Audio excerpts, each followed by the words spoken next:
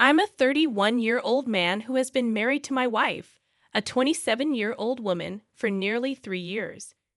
We've been living together even before tying the knot, and our marriage has generally been a happy one.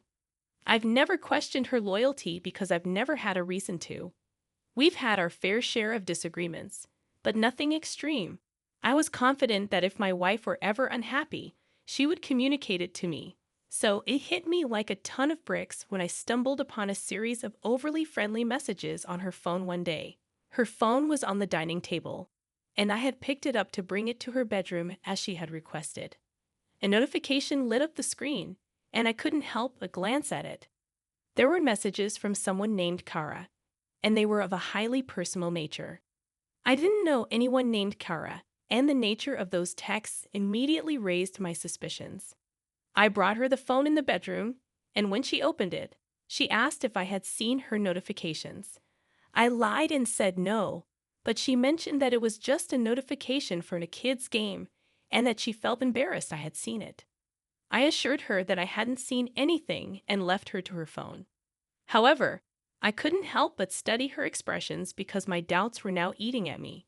She continued to text Kara with a smile on her face, which only fueled my unease. Unable to shake off my suspicions, I eventually left the room and told her I'd be sleeping in the living room, citing some work I needed to finish. She didn't even look up from her phone when I grabbed a pillow and headed to the couch.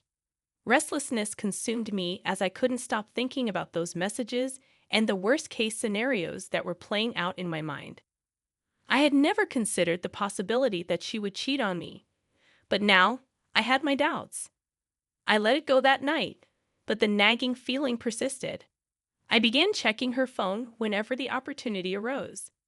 I needed to put my mind at ease to know the truth. I wanted desperately for it to be untrue. But then, one day, I saw another text from Kara. It contained a time and place, along with nicknames and emojis that resembled a date plan.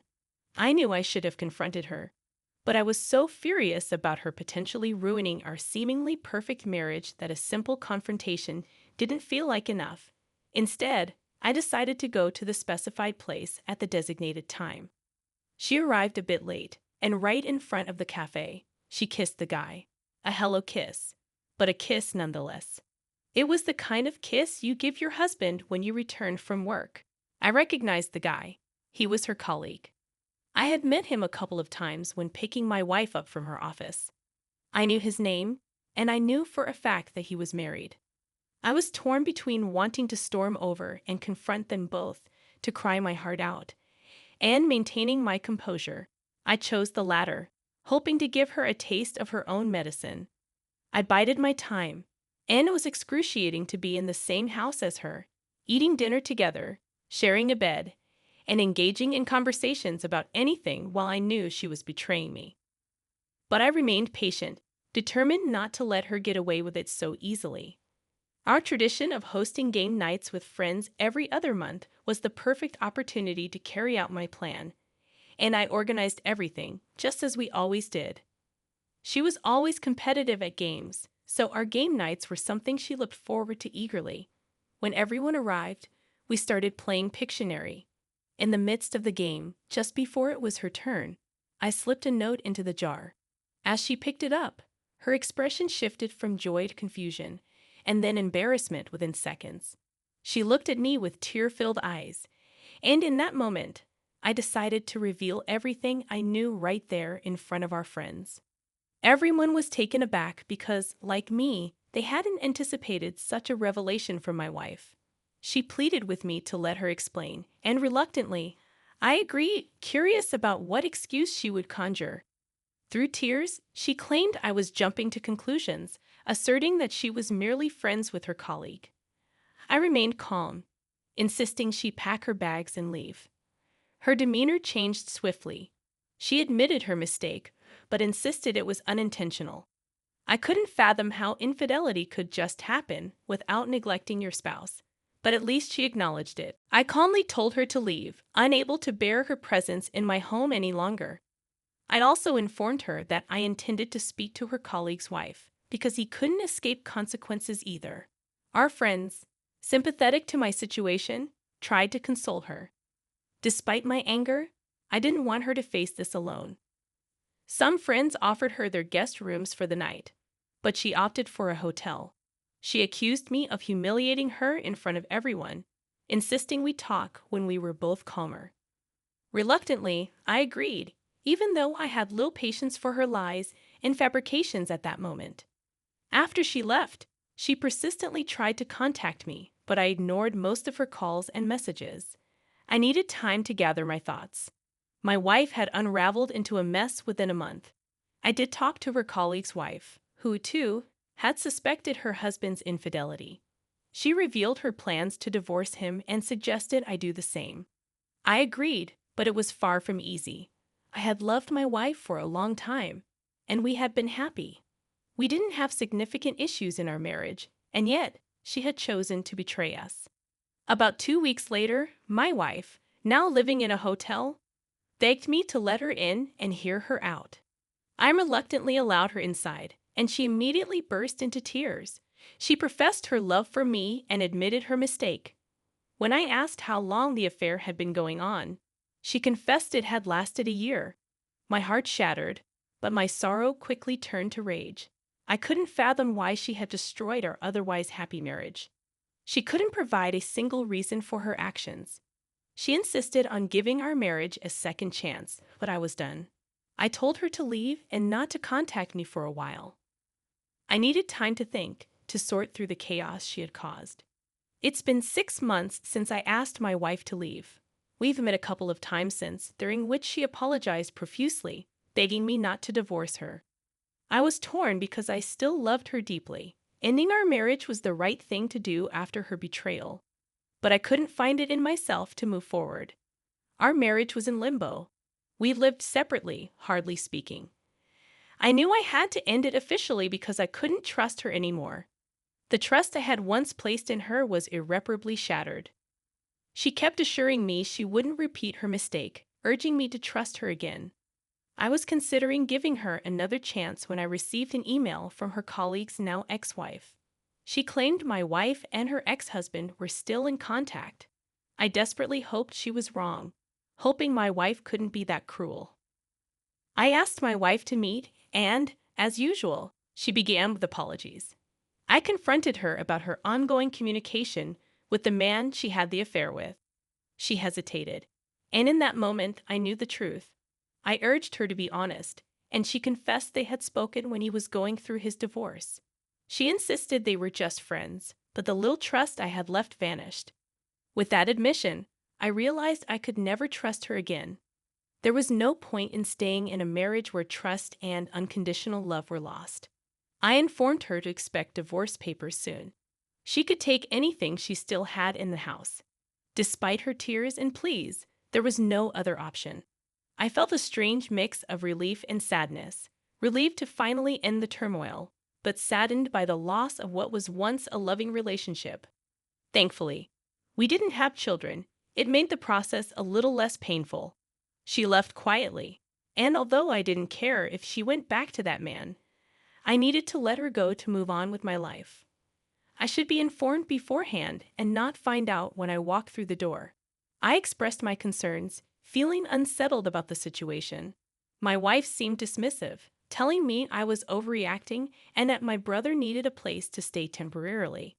The next day, I decided to have a conversation with my wife about boundaries. I explained that while I understood she wanted to help my brother, I needed to be part of the decision-making process, especially when it involved our home. She countered, saying that it was just a temporary situation, and I shouldn't make a big deal out of it. I insisted that communication and mutual respect were essential in our relationship, and that decisions like these should be made together. As the discussion continued, my wife became defensive, insisting that she was just being supportive and didn't see the need for my involvement. I emphasized the importance of boundaries in maintaining a healthy marriage and family dynamic. We talked through our concerns, trying to find a compromise that respected both our relationship and my brother's situation. In the end, we agreed that in the future, we would discuss such matters before making decisions that affected our home life. While my initial reaction might have been perceived as an overreaction, The conversation allowed us to establish clearer boundaries and strengthen our communication as a couple. I firmly believed that I should have been the one to decide whether my brother stayed over. He had no right to call my wife and intrude without my consent. I insisted that he should have waited for my call, and I planned to talk to him about it in the morning. However, my wife brushed off my concerns, telling me to grow up and accept that he was always welcome in our home. Now my wife is furious with me, and I find myself stuck with my brother in the house, unsure of how long he'll be staying until he figures out his life. Already having 2 teenagers, I felt overwhelmed having another person, especially my adult brother, residing with us. I stood my ground, believing that he shouldn't be here, but my wife remained upset with me. Am I the jerk for asserting that she shouldn't have picked up my brother and allowed him to stay at our house? Update. I don't believe it makes me a bad person to think that an 18-year-old should be independent and not rely on family support. I expect the same for my children. They are supposed to have a job and save money to move out after graduating from high school. If they go to college, they can stay, but they are expected to pay for it themselves and contribute a small amount in rent. My wife doesn't agree with this and believes our children can stay as long as they need. I'm trying to help her see reason. As a child, I was never taken to zoos, museums, or out to eat. I went to a public school and wasn't allowed to participate in sports or activities due to financial constraints. I had to get a job as soon as I could. My parents were 16 when they had me, and even when they got older and had more money, I still didn't receive the opportunities my brother had. My brother received the best, while I got nothing. It's time for him to stand on his own. Yes, my children enjoyed activities like going to the zoo, parks, and museums, as well as participating in sports. However, those privileges were for my kids, not my brother. I couldn't understand why my wife would include him in these experiences. My brother has always regarded her as another mother, so I had to share her with him. Last night, when I got home from work, everyone was preparing for dinner. After the meal, I asked my kids to go to their rooms so I could talk to my brother and wife. I questioned my brother about his presence and why he felt the need to involve us instead of dealing with his issues independently. He explained that he needed to escape his home environment. He had just discovered that his girlfriend had cheated on him and was planning to leave. She blamed him for not marrying her or having a baby, which she desired deeply. I told my wife that what she wanted wasn't unreasonable and that my brother was being immature. I argued that if he could live with his girlfriend, he could marry her. My wife countered, saying that not everyone wants to be married and have children at such a young age, reminding me that he was an adult who needed to grow up. I expressed my displeasure with them making decisions without me and explained that this situation could have been resolved the next morning. There was no need for anyone to drive 2 hours or run away from home. I inquired when my brother planned on leaving, and he informed me that his girlfriend was moving out by Sunday, after which he would go back home. He still had 2 months left on the lease, so he intended to look for a smaller place to move into. I shared my reservations about him staying for that extended period, but my wife defended him, insisting he was my brother and a few days wouldn't hurt anyone. Reluctantly, I agreed, although I made it clear that I didn't like it. I felt cornered and uncomfortable with the situation, but I didn't want to make a bigger issue out of it. I still believed he needed to go home and deal with his problems independently. My brother thanked me, and we parted ways. My wife and I continued to discuss the matter, both feeling discontented with one another. "You're the jerk," she said. "He's an adult." Then another person chimed in, "Or are you leaving out a ton of info? You have some minor points. I don't like people staying at my house either, but it isn't just your house, and it's family. You didn't specify that there was a horrible drama or anything. Your post comes off as controlling and unpleasant." The discussion continued, with varying opinions. Some believed I was in the wrong, while others saw my point of view. It was clear that this situation had caused tension between my wife and me. The situation turned grim in 2020 when I lost my job due to having to homeschool our kids. We couldn't afford the rent, and 6 months later, we were evicted. My mother-in-law, who initially offered us 2 bedrooms, withdrew her support as soon as we became homeless. For 4 months, we lived out of our van with our kids until a homeless shelter opened up. During this time, both my mother-in-law and sister-in-law distanced themselves from us, showing little compassion. Despite our efforts to reach out, we were met with judgment from sister-in-law, who received her house after her father's passing and hadn't paid taxes in years. We were criticized for our life choices and were made to feel like failures because we were over 30, had 3 kids, and were struggling. Fast forward, we managed to turn things around drastically. We built a house from scratch, involving our kids, and gained invaluable experience. The outcome was perfect. Our kids were overjoyed to have participated in building their own home. We also started our own business, achieving this success without any help from my husband's family, despite their broken promises. Throughout this journey, I couldn't help but develop a bitter resentment toward them due to their lack of support. Recently, my mother-in-law, who is facing eviction herself after losing her retirement benefits, approached us asking to stay in our home if she became homeless. My initial reaction was to laugh at her audacity. My husband stood by my side, showing his resentment toward her for abandoning us in our time of need. She left offended, and later, sister-in-law criticized us, labeling us as trash for not allowing her soon-to-be evicted elderly mother to move in. I suggested a nearby nursing home for her instead. While some friends said my response was harsh, considering the way they treated us, I don't believe I am the jerk in this situation. Their lack of support when we needed it has created a chasm, and I find it hard to extend a helping hand now.